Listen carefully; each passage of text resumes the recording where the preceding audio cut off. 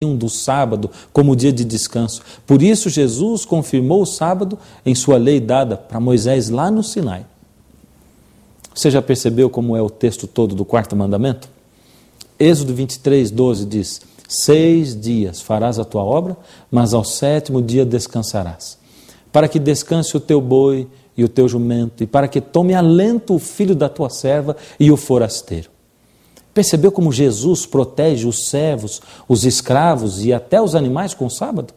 Quando Jesus criou o sábado, ele queria que esse fosse um dia para proteger os desprotegidos. O tempo foi passando e as pessoas se afastando cada vez mais de Deus. Até o povo de Israel, que se dizia povo de Deus, depois de passar 400 anos no Egito, se misturou com o povo egípcio e tomou os costumes deles, os deuses deles para si. Eles deixaram tudo o que haviam aprendido.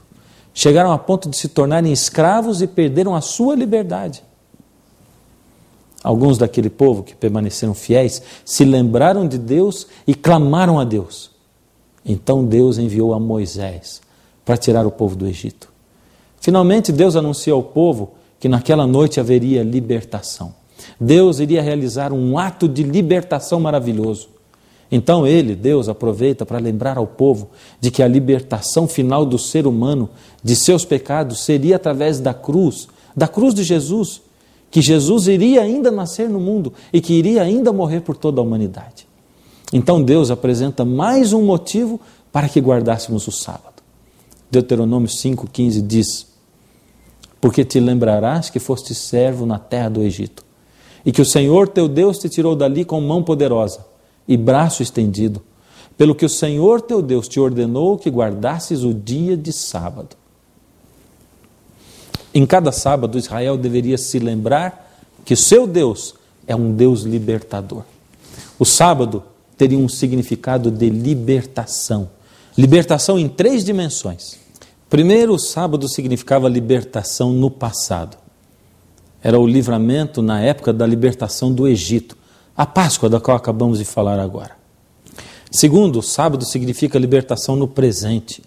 É o livramento das nossas cargas de cada semana, o alívio do estresse, que deveria acontecer sempre no 7º dia de cada semana. E em terceiro, o sábado significa libertação no futuro. Seria o livramento que o Cordeiro de Deus iria proporcionar na sua morte lá na cruz, e que vai proporcionar ainda por ocasião da sua segunda vinda. Cristo traria libertação ao vir à terra. Talvez alguém possa estar pensando assim: esse programa de hoje é legalista. Eles estão querendo ensinar salvação pelas obras, por guardar a lei, por guardar o sábado. Mas eu não estou dizendo que você tem que guardar o sábado para se salvar. Todos os legalistas se escondem atrás de boas intenções. Durante muito tempo os judeus não haviam guardado o sábado. Agora começaram a guardar, mas de maneira errada. Começaram a perder o objetivo do sábado. O sábado, que havia sido criado para a nossa libertação, começou a virar um martírio, uma prisão para aquelas pessoas. Inventaram tantas regras que eles se esqueceram do verdadeiro significado do sábado. Diziam que curar ou ajudar alguém, um doente, no sábado, era pecado. Só que se uma ovelha deles caísse num buraco, correriam para tirar, porque o prejuízo seria grande na certa. O sábado já não ajudava o homem, mas se tornava um tropeço para o homem. Eles perderam o alvo. Então veja Jesus, o Criador do sábado, o Senhor do sábado. Jesus veio para ensinar a eles o verdadeiro significado do sábado. Jesus começa a restaurar o que era o sábado antes, quando Ele o criou. Jesus sai para encontrar os desprotegidos, para restaurar e proteger no dia de sábado. Jesus encontra, por exemplo, um homem com a mão aleijada e o cura na frente dos críticos no dia de sábado. Mateus 12, de 9 a 12, diz o seguinte: tendo Jesus partido dali, entrou na sinagoga.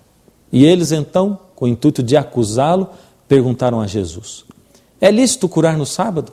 Ao que lhes respondeu: qual dentre vós será o homem que, tendo uma ovelha, e num sábado esta cair numa cova, não fará todo o esforço tirando-a dali? Ora, quanto mais vale um homem que uma ovelha? Logo é lícito fazer no sábado o bem. O texto diz que este homem estava ali e que os sacerdotes estavam prestando atenção para ver se ele curava no sábado. O interesse deles ao irem à sinagoga não era adorar a Deus, era procurar um erro em Jesus para poder acusar Jesus. Os acusadores levantam logo a questão: é lícito curar no sábado? Jesus responde, falando através de expressar um princípio. E ele diz o seguinte: é lícito fazer o bem aos sábados.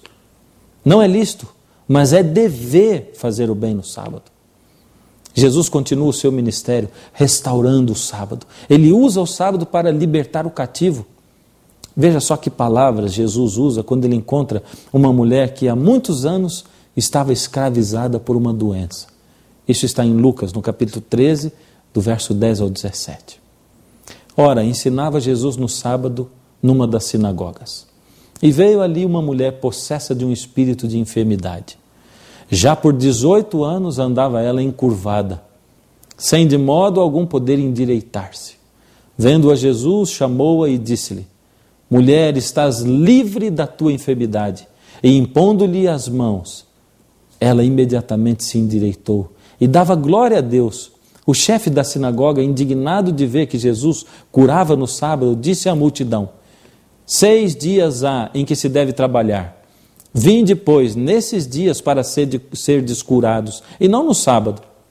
Disse-lhe, porém, o Senhor: hipócritas, cada um de vós não desprende da manjedoura no sábado o seu boi ou o seu jumento para levar ao bebê?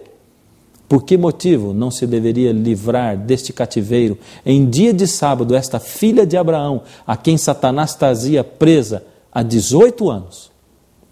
Viu só? Ao Jesus encontrar-se com aquela mulher, ele a declara livre da enfermidade. Aí ele passa a ser repreendido pelo chefe da sinagoga e pelo povo por trazer pessoas para serem curadas no sábado. Aqui finalmente aparece a função redentiva do sábado. O sábado deveria ser usado para redimir, libertar. E era exatamente para isso que Jesus tinha vindo a este mundo. Jesus compara o fato de libertar um animal ao ato de libertar um filho de Deus de uma doença. O fato de Jesus libertar no sábado nos lembra a sua função de Messias, função messiânica, que era proclamar liberdade aos cativos. Temos nas curas de Jesus aos sábados não apenas atos de amor, compaixão, de graça, mas verdadeiros atos sabáticos, ou seja, atos que realmente cumprem o objetivo para o qual o sábado foi criado. Jesus guardava o sábado da Bíblia, não o sábado dos judeus, as regras dos judeus, as invenções humanas deles.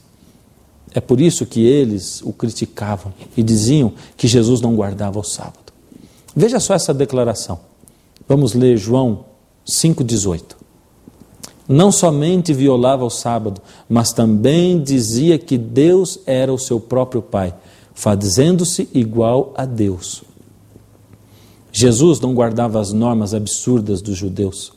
Ele guardava os princípios que ele mesmo estabeleceu. Mas por isso os judeus o acusavam de violar o sábado. Só que Jesus diz na cara deles que eles é que não guardavam o sábado. Veja em Marcos 7,8. E disse-lhes ainda: jeitosamente rejeitais o mandamento de Deus para guardardes a vossa própria tradição. Bem, de um lado estão os judeus dizendo que Jesus não guardava o sábado. De outro lado está Jesus dizendo que os judeus é que não guardavam certo. Quem você acha que está com a razão? Jesus ou os judeus? Por favor, quem sabe você pegou essa série pela metade, ou quem sabe pegou até o programa pela metade. Então não fique aí pensando que eu sou legalista, que guardo o sábado para me salvar.